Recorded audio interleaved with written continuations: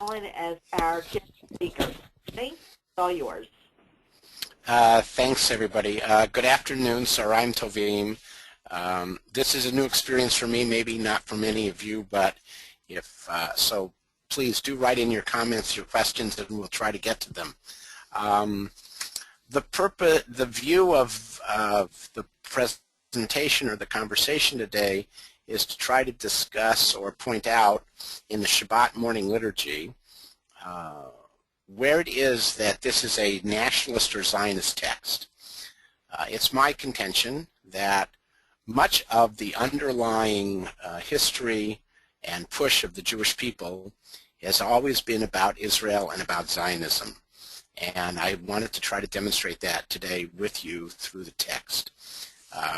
Zionism, of course, in the earliest form starts with Parshat Lech Lecha, where God tells Abraham, go to the country that I will show you, the country that you do not yet know. So that's the sort of the framework of where we're going. So we start in the morning service on Shabbat, oftentimes with Matovu, and follow it with me just for a minute. Matovu Halecha Yaakov Mishkanecha Yisrael. If you go to the fifth line of Hebrew, you see Eshtachave El Eichal Kodshecha, which in the English is translated as I bow down in awe at your temple. So here we begin with Matovu, opening the service, this indication of brotherhood, of Chaverschaft, of peoplehood, and immediately we understand in this text, El Heichal Kodshecha, your holy temple. The holy temple, of course, in Jerusalem, which I think as liberal Jews we're not anxious to rebuild, nonetheless represents two, if not three, different periods of Jewish sovereignty. The first temple, the second temple, I leave it up to everybody's own decision-making whether the Hasmonean dynasty, which created a third temple, is also legitimately the same as the Jewish sovereignty. It had sovereignty of some sort. And now we have what is either the third or the fourth commonwealth in the modern state of Israel. But our initial welcoming of Shabbat, Matovu, how wonderful it is, we should live together, we should, etc., is the dwelling place of your glory. It's very clear that in the traditional text of Matovu, there was only one place of your glory, and that was the temple built by the Jewish people in order to engage our God. So that's the first example of how we find nationalism or Zionism, I think, in our text. The second example is the morning Psukei de Zimra, the various verses that we use in the morning, various brachot.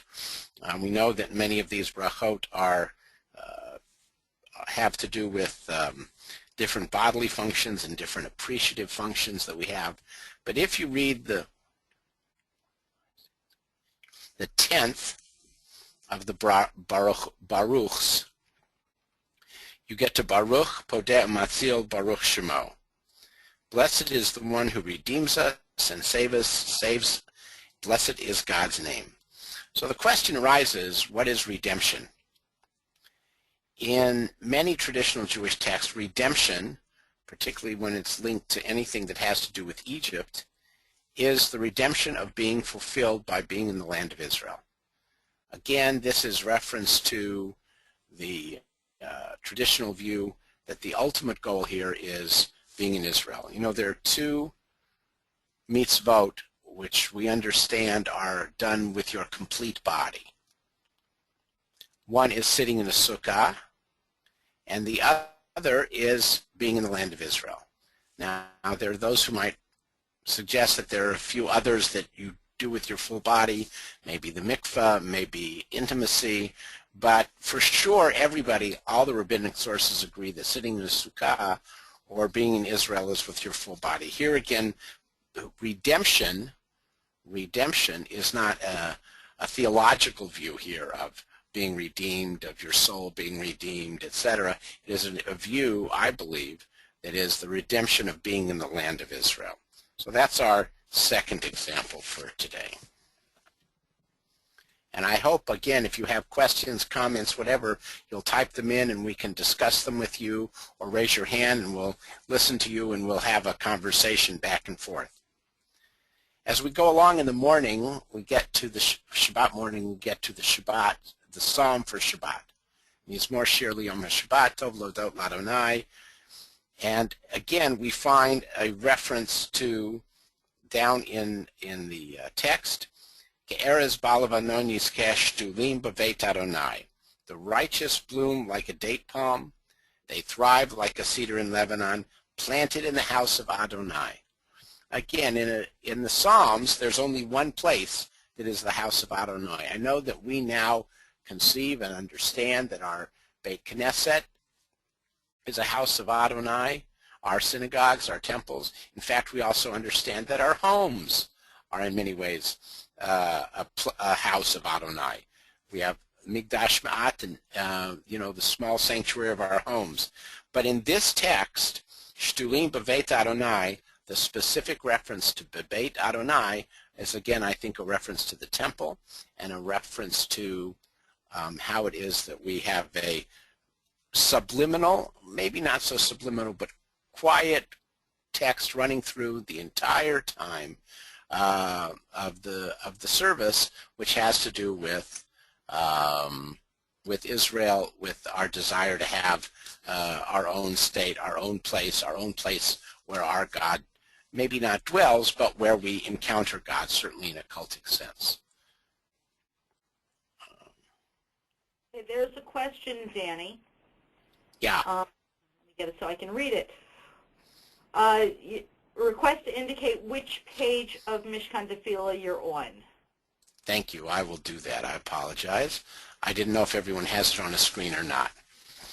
I'm turning now to page 214, Shabbat morning 1 in Mishkan Tefillah. No, we just finished with that one, sorry. This is my first webinar, folks, so bear with me. I'm learning, and I apologize for you learning with me.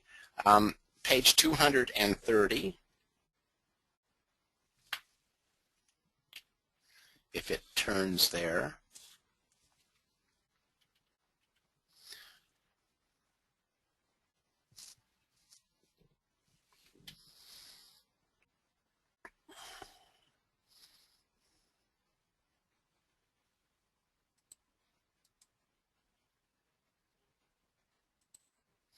Yes, page 230. In the Shabbat morning service, we're preparing now on this page to say the Shema. We know that there are three important moments here. There's the Shema, there is going to be the Amidah, and there's going to be the Torah reading. And in each case, we see that there is a nationalist or a Zionist view that is brought in immediately to these three quintessential and important moments in the Tefillah. If you look in the second paragraph in Hebrew, the 9th line in the second paragraph in Hebrew, we have V'havienu l'shalom me'arba kanfot ha'aretz v'tolichenu k'mimit li'artzenu. Gather us from the four corners of the earth and lead us upright to our land. We know a couple of things here. First of all, it's very explicit. It's an entreaty to God before we acknowledge God's uniqueness, God's oneness, that we ultimately, or should be in some sense, together, and that we are already dispersed. It acknowledges that we're already dispersed, but lead us upright to our land. So there's several pieces here. First of all, there is the upright part. That is, it doesn't just say bring us home. It talks about dignity and our own sense of self, komimimut, standing upright. Standing upright in this instance, or uprightness, has to do with a certain kind of independence. It's not saying bring us home under any conditions, that we were slaves, etc. Like in Egypt, we had to be free, the same as we were free once we left Egypt. So tolichenu komimimut le'artzenu. There's no question what Artzenu is, what our land is, and that we should bring brought from the four corners. If for those who wear a tallis in services on Shabbos morning, or if you read the Torah in Meritalis on Friday night, you gather the four corners, the tzitzit, and hold them in your hand before the Shema, before the preparation of the third paragraph of Shema, where the word emet is used frequently, and when we kiss the tzitzit, well, on that word. If the tzitzit, if you do the math, the Jewish math, the number of tzitzit times the number of strings plus the number of knots and the way they're tied, you get to that magical Jewish number of 613. So by the time you have gotten through the Shema in a traditional text and these days in our text, you've entreated God to bring us home, you've gathered the tzitzit, and you have acknowledged that there is some there is a lawgiver, and we are the ones who are to be the receivers. There's a mitzvah. If there's a mitzvah, there has to be a mitzvah, a giver of the law, a giver of the mitzvah, and that those mitzvot, in our interpretation and other Jews' interpretations, are truth, and that's how we acknowledge it in the Shema. So again, we have an ongoing, continuous text that reminds us, we know you're here davening. We know that the davening or the prayers or the worship or the singing is communal and is ingratiating and is uplifting and is spiritual, but there is a Zionist message across the board in the things that we do and the ways that we portray them in our text. It's not the most explicit, but it's clearly omnipresent if you follow it through the text. I went the wrong way. I am now on page 240, Michamocha. Again, we have finished the Shema. We are preparing to say the Amidah. And what do we find here? When we cross the Red Sea, Sur Yisrael kumo be'ezrat Yisrael, redeem Judah and Israel as you promised. The promise, there are two promises. There's the brit with Abraham, that you should be as numerous as the stars in the sky and in the sand of the sea, and that you will be in the land of Israel. That's the brit kodesh, that's the brit, that's the promise of the Jewish people with God, with our encounter with God. Sur Yisrael, the Redeemer, the Rock of Israel, Kumo be'ezrat Yisrael uvdei mecha Yehuda Yisrael, bring us to this one place as you promised.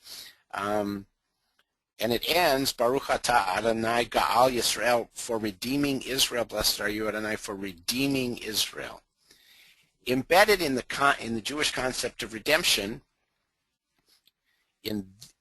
I suggest, is the idea of the redemption of the land and being in the land. We have individual theological redemption. We think about that. We've talked about it. But it was not a normative Jewish view until recently, that there was something outside the land that involved redemption. The last 500 to 1,000 years, we have some concept of redemption, of personal redemption, theological redemption. But prior to that, redemption meant being redeemed to be upright in our own land. Questions, comments? Don't forget to type in. I'm glad to hear from you, or raise your hand so we can have this conversation. Danny, why don't we pause for a minute to give people a chance to type? Okay, great.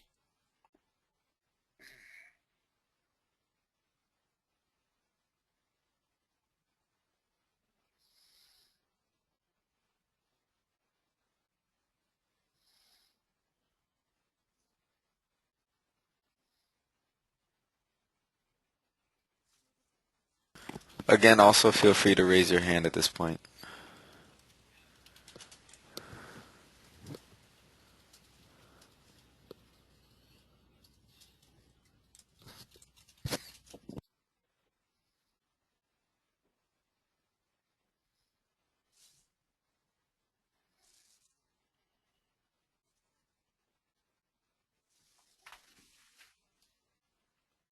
Okay, here comes one. How do we once again reconcile our living in the diaspora when the text is telling us to live in Israel? I think that's a very fair question. I understand liturgy to be aspirational and to give us what the tradition tells us is both personal fulfillment of davening and also what the ideal might be. Interestingly enough, I don't think the text, the liturgical text, is saying, well, if you're not living in Israel, you're not fulfilled. It's just saying, here is what we really want eventually. And how we reconcile that, I think we reconcile that differently now than maybe we did 65 years ago. Now there is a country, now there is a place, now there is a sovereign state, now there are ways to be involved with it. And I think if we were going to write the liturgy today, we might, as we are on the English side and occasionally on the Hebrew side in Mishkan Tefillah, I think we would say that we want to be supportive, we want to be engaged, we want to be involved with Israel. Are we all obligated to live there? I think that remains the big debate, particularly in the free Western world in which we all dwell. But I do think the liturgy is pretty clear that that is the ideal. And for me, just personally, I think one of the ways to reconcile it is to be involved with matters going on in Israel, to be conscious of that. And I'll give you just my own thinking, which is, since Israel is making the major decisions for the Jewish world, and since Israel is the country, is the only place where that the world thinks of Jews as opposed to American Jews or British Jews, there's always some other adjective or way to explain who they are. The world thinks of Israel as the Jews, and therefore the world makes decisions about Jews based on Israel, and Israel makes Jewish decisions which influence the rest of us. They're making economic decisions, their Knesset is making military decisions, and I think that does affect the rest of us.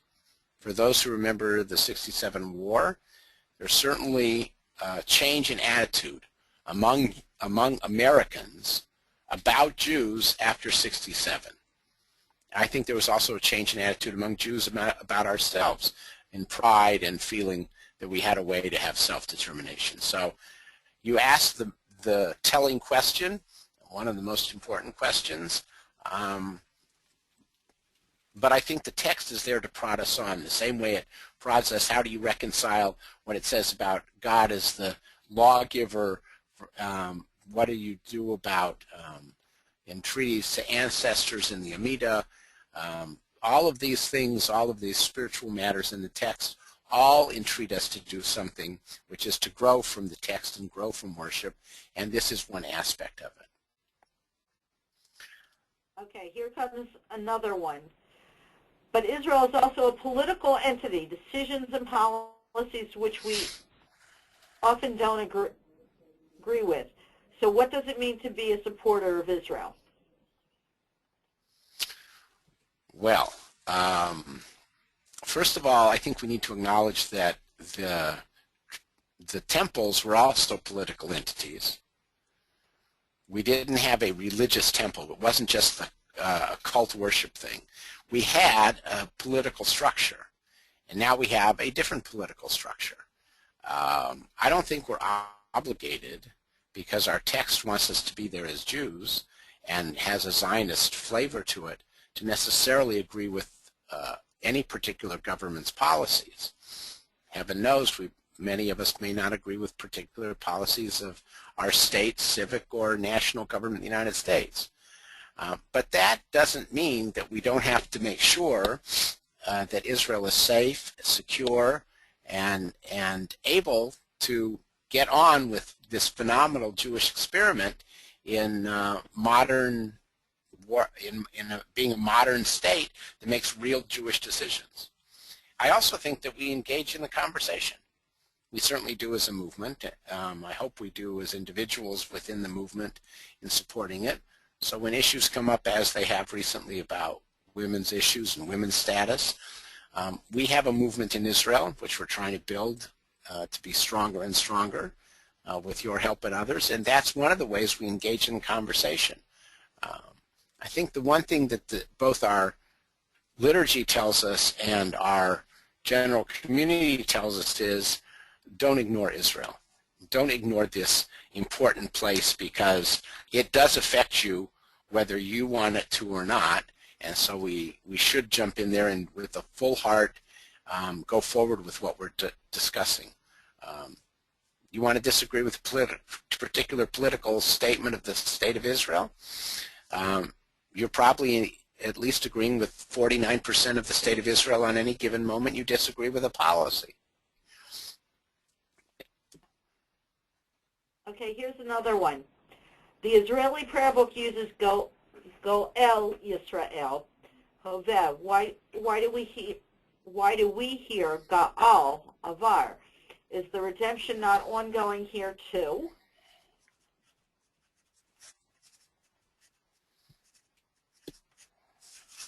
Well,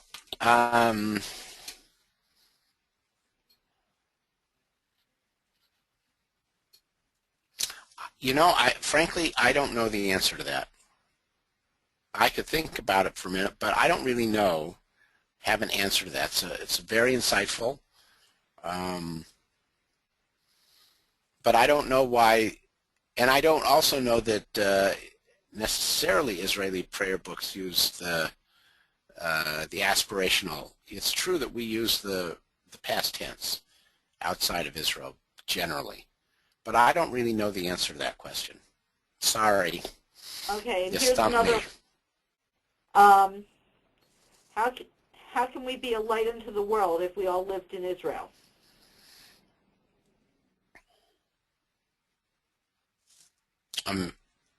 Well, I think you can be a light into the world in various ways. Let's take, for instance, what Israel did in Haiti by setting up the first field hospital. It was their first. It was their best. It was quickly done. It was done with excellence. It provided tremendous support to the people of Haiti, and I think the world saw that as the Jews being a light unto the world by their actions. If we, and many people helped pay for that. When we all may have contributed to funds for Haiti in America, and the American Red Cross went to help, or some other American institution went to help, even those of us who gave money through a Jewish enterprise, in the end, the recipients viewed that as America. So I think a nation state can be a light unto the world. America certainly, at various times in its foreign policy, has at least used the rhetoric of that to pursue various policy matters. So I think a state can. Does that preclude individual Jews or individual Jewish communities for being exemplars of what is right, proper, or helpful? No. We've done that in the United States. The American Jewish community was intimate and important to the American Civil Rights Movement. Our movement in particular among the American Jewish community was very important to that. Kivi Kaplan, who was one of the founders of the NAACP, a leader in the Reform movement, helped found the Religious Action Center. The March on Washington was planned in the offices of the Religious Action Center. There were significant of our clergy and lay leaders who were involved with freedom rides and other things in the United States. So we can be a light into the nations in many ways, but a state can also be a light into the nations. And then there's just one person is pointing out that in the Amidah we do use the present tense. So that's the other question. I think we're done with questions for now, so if you want to... Okay, we're on page 246. If I get this right.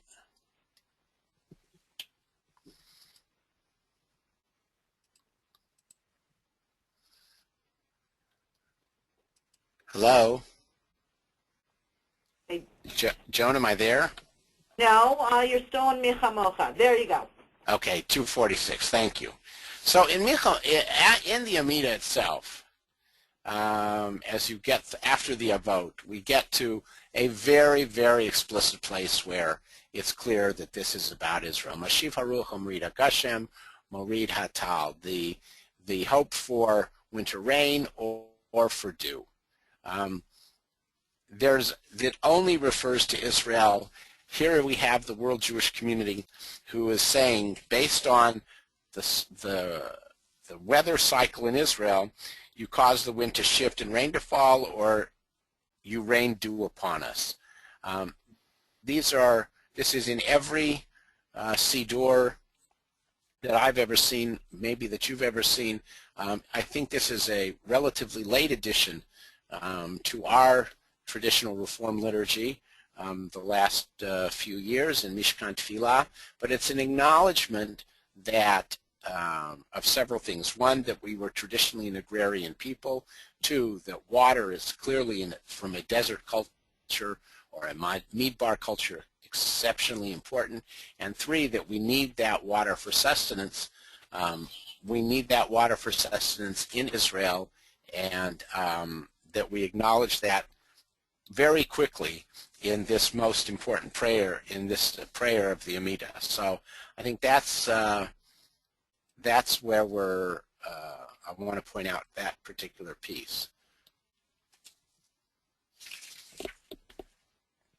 As we go through the Amidah on a weekday, there are more examples, but on Shabbat, since we don't do petitionary prayers, there are not as many examples. But there is, if we go to page 254, the button worked. At the bottom of the page, which is the conclusion, which is the beginning of the Ritzei prayer, we have the Sechazenu b'shuvcha l'Tzion b'rachamim, to behold our eyes to your loving return to Zion.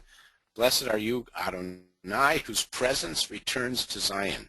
Shechinato l'Tzion. Zion is very clear. It is only one Zion. There is only one place that we have that is Zion. And again, this is what the culmination is. This is what the hope is. This is what the aspirational view is of what our prayers are telling us.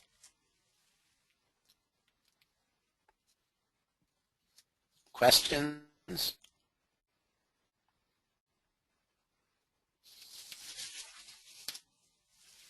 Okay. So we move to page 362. I think we're paused. Go ahead and hit escape if you can, and then restart your screen sharing.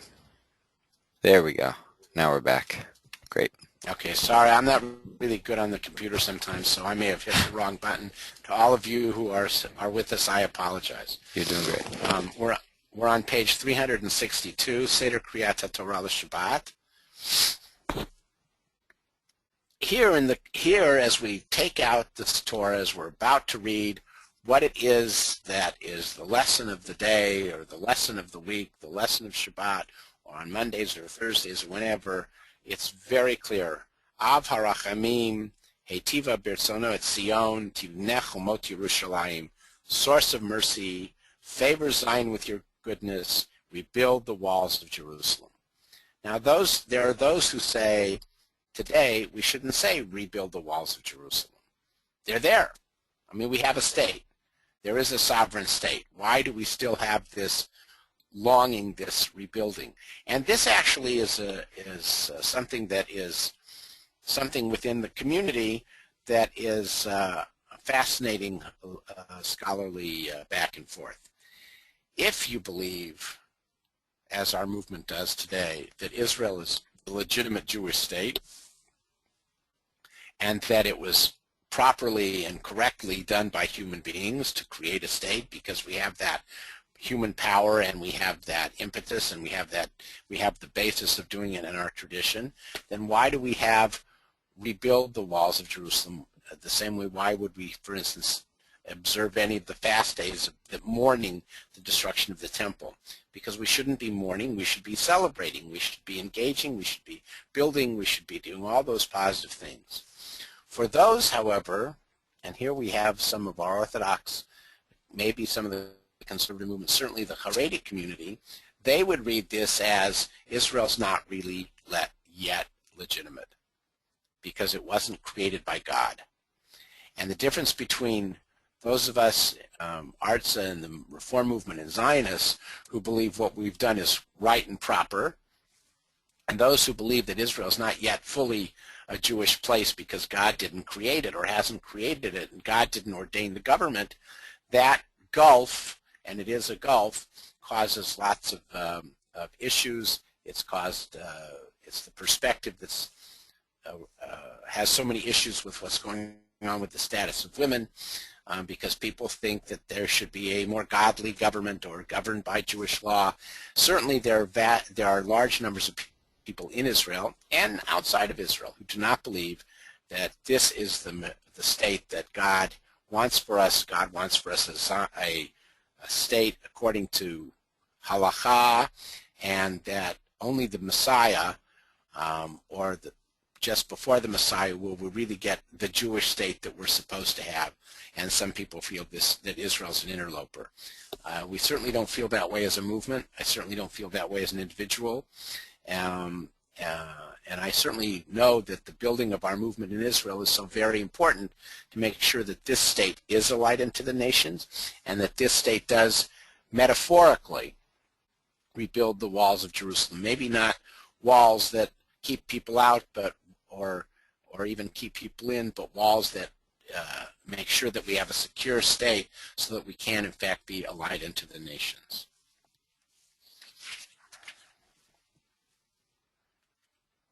I'm moving to page 362 if That's where I we can are. get, I'm sorry, I mean 364 if I can get the, there we go.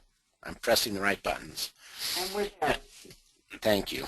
And then as we take the Torah out in Mishkan Tefillah, Ki mitzion tetzei Torah udvar Adonai miYerushalayim. From out of Zion will come the Torah and the word of Adonai from Jerusalem. Now, someone asked a grammatical question earlier. This is in the future tense. Ki mitzion tetzei Torah. It will come out of Jerusalem. I think we in the Reform, as our movement, have some mixed feelings about this. It's clear that for a couple of reasons. First of all, the Torah wasn't from Israel. We all know that the Torah was given in a public place on Sinai that was nobody's territory, specifically so that it wasn't only territorially the Jews, and that wisdom was for the entire world, and that we had a responsibility to share the wisdom with the entire world, so that the Torah, although it's ours, we're not the sole inheritors of it. Everyone could have Torah in that sense. So in that regard, how come it's only Torah is only coming out of Zion? Zion, of course, being the mountain in Jerusalem. And why is it in the future tense? Again, this goes to the heart of a long conversation about wisdom, and if wisdom will only come from one place. Most folks would interpret this as wisdom will only come from Jerusalem when there is a Messiah, when there is that, or a messianic era, or a time of messianism. I think this is an aspirational hope that, from the nationalist or Zionist point of view of the Jewish liturgy, that says how important it is for Israel and for Jerusalem to be the center of the Jewish world. And in this sense, I don't think that Torah means Torah as in the 5 books of Moses or even law. I think it's talking about wisdom. One of the ways we can hope and help that there's wisdom is by our participation in Israeli society from this distance, even from this distance, so that there will actually be real wisdom. And I think there is often great wisdom coming out of Israel if you certainly focus on things other than politics. Again, it says, Usharim, when we walk around with the Torah, lift up your heads, O gates, lift yourselves up, O ancient doors. This is all references to the temple. All of the time we refer to the temple, and if we can capture the spirit of the temple without having to go back to a sacrificial cult, I think we would all probably be happy to have that kind of a sense of community.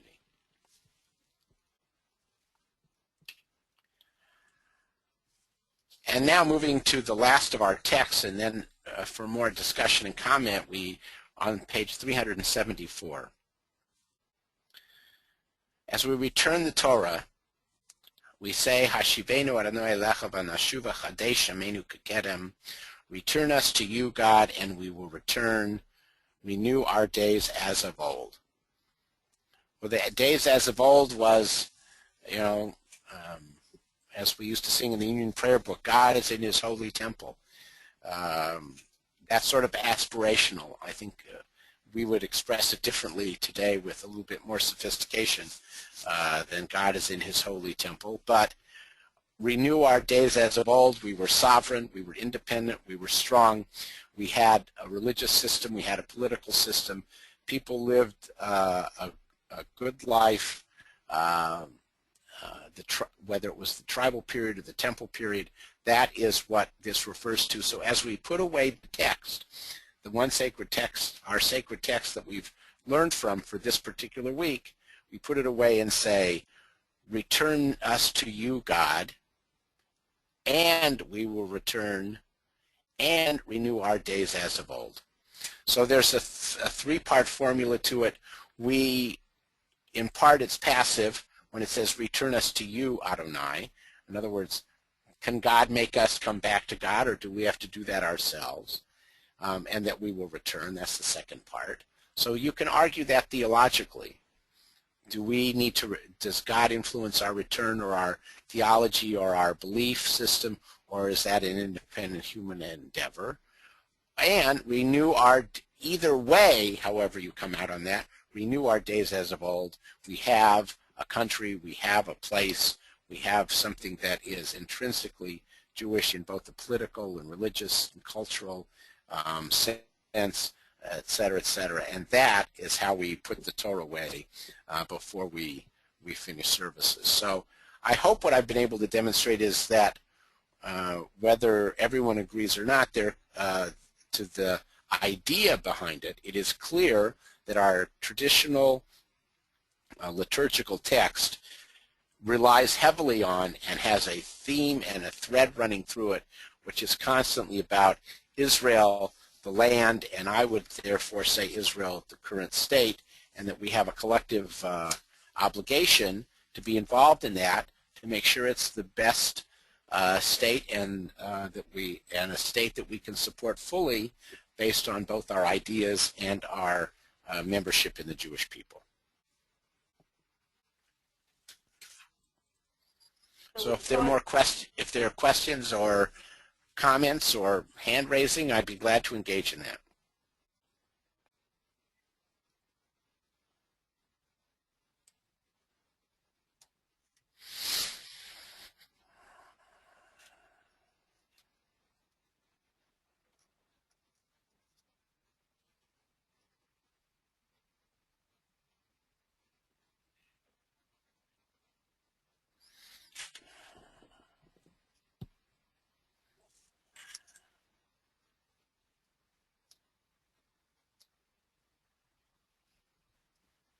I might add that I don't think that the text indicates a political stance. It doesn't say we should be this kind of folks or that kind of folks. It doesn't say economic theory this way or that way, or political theory this way or that way. It says that you have to be engaged, that you have to be aware of it.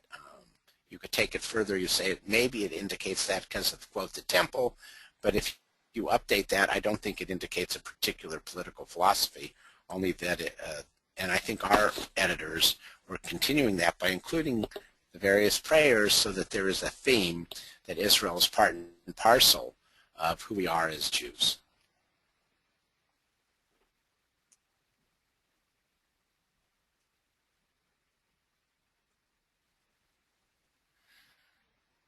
Anybody have any comments?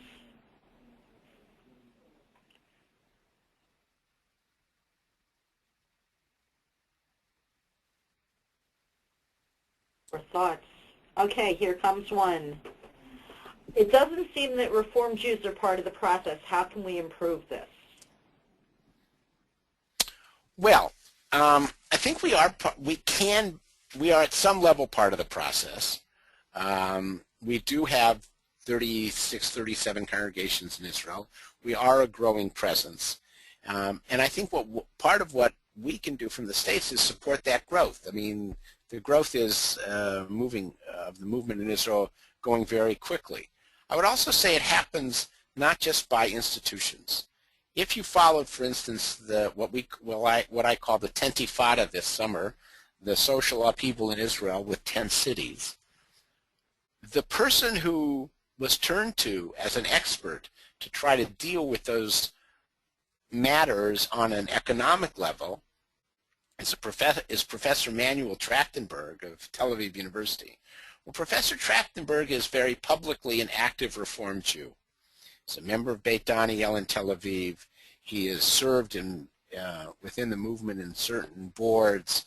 And it's clear when he speaks, for instance, in the government, when Bibi Netanyahu, who was prime minister, asked him to prepare a report and give his ideas, everybody knows who Manny Trachtenberg is. He is publicly a Reform Jew. So I think there are lots of ways for us to participate. If we build up our congregations, if we have more people involved in our congregations, if we have the ability to, in public relations terms, message to the Israeli society who we are and what we stand for. We certainly do that with the Israel Religious Action Center when we've sued the government of Israel over certain matters, gender separation on public transportation, which we won the case so that it's now not legal to have gender separation on public transportation. I should note it wasn't legal before that, but there had never been anything adjudicated on the subject. So it was reinforcement of what the law should be. So I think we have a lot of ways to influence Israel.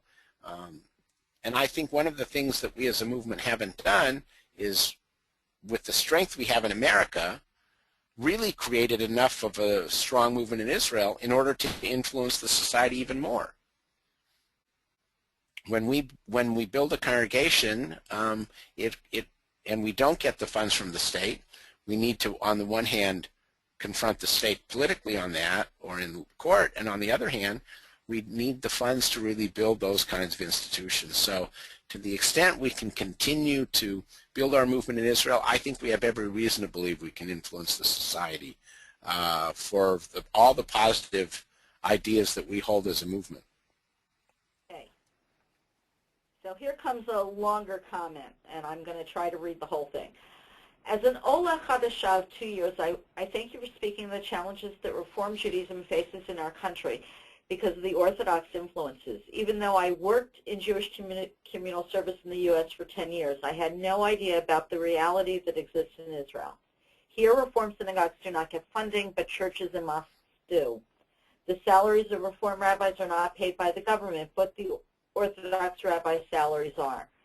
The Reform Judaic Studies element of the public school system is not funded or recognized by our government. These are realities about which Reform North Americans must be made aware. We desperately need the support of the movement and its members to continue to make important strides towards pluralism in our wonderful country. First of all, I appreciate the comment. Secondly, there are some breakthroughs. For instance, in Netanya, there was a tender 5 years ago for 5 new synagogue buildings. We applied for one of those buildings. We were awarded one of the buildings as a movement. And then the city government decided they needed it for a mental health center, and we didn't get the building.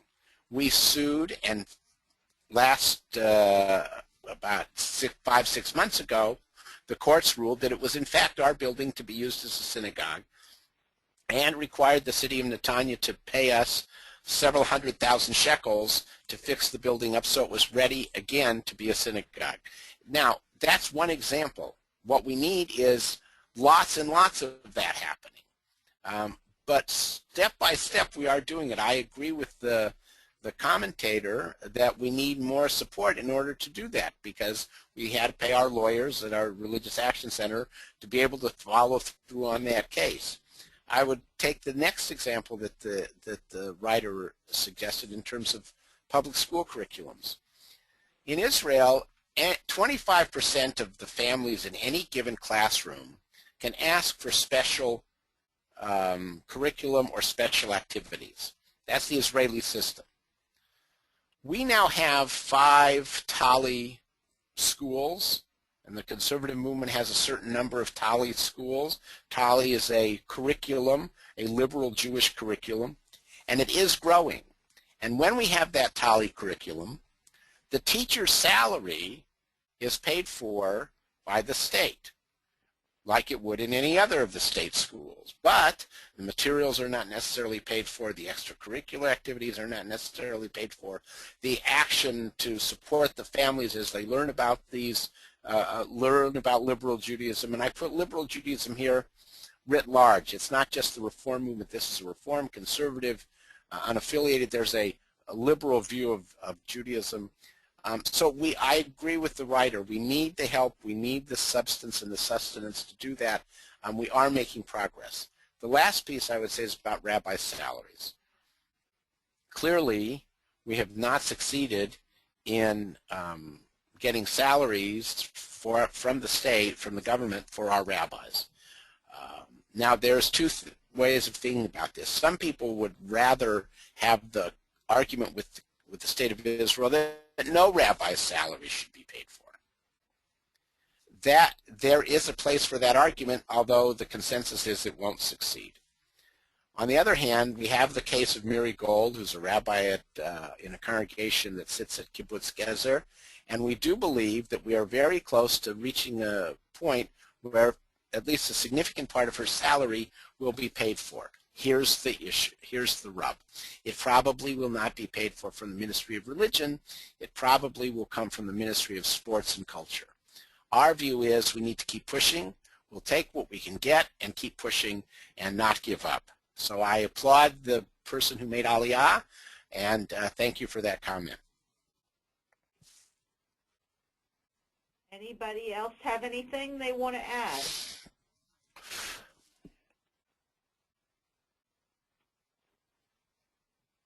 Give you a second to write if you so desire.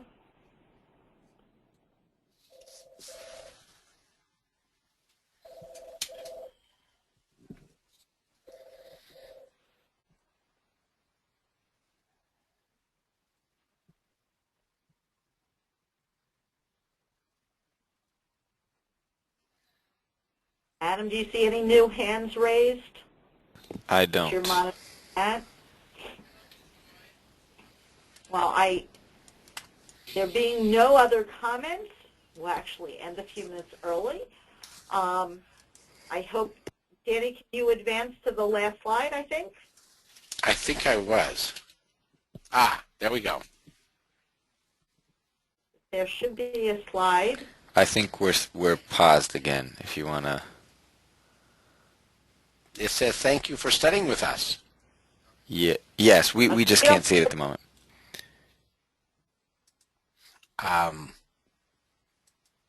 Sorry, I don't know what to do on my computer. Okay. There we go. Perfect. Chapter webinars. Thank you for studying with us, and we hope you will join us on February 7th. It's at noon and 8, not 1 and 8. For the theme is Great Jewish Literature. No one knows what Second Temple authors did to the Bible and Jewish law. Rabbi Aaron. Also, if you go to our website, you will see all of the Torah Live webinars through May. And I hope you will sign on and join us. And thank you for being with us today.